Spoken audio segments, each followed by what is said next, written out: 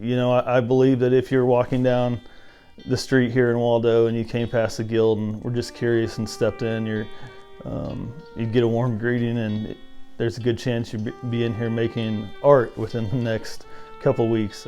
I don't think I've ever been in a place that has nicer people or more welcoming people than here.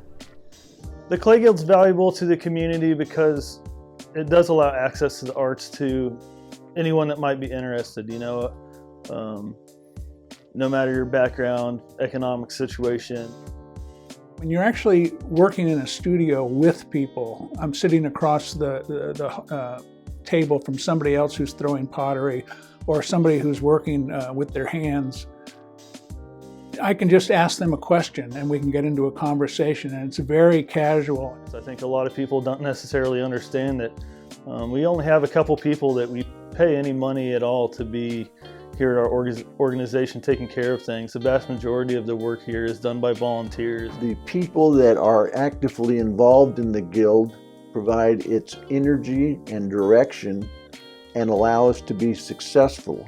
The reason I really wanted to be a monitor is because I believe in what goes on around here. I think it's a really good community source. It's a place where people can come and have fellowship with other people that are trying to do the same thing, and I think that's really good for the community. A very inspiring thing is the sales that happen here, because it's a gathering of so many artists' work at once. I love Raccoon Night. Honestly, that's one of my favorite things, and I've volunteered there for the past several years. It's a lot of fun. It's just a big party outside. A 20th raccoon, or close to it, and they just keep getting better all the time.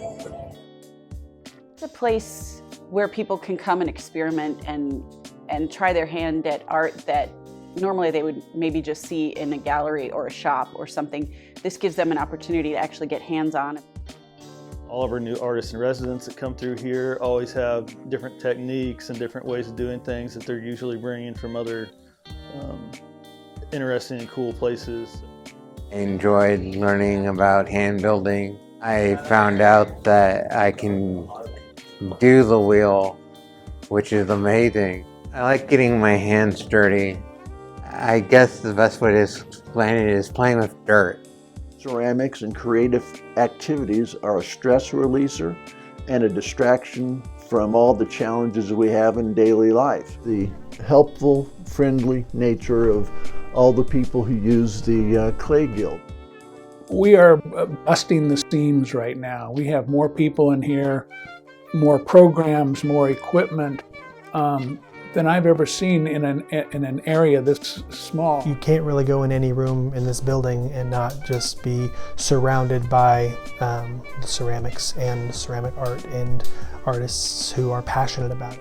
We're constantly looking to see what we can do to make KC Clay Guild a better functioning ceramic studio.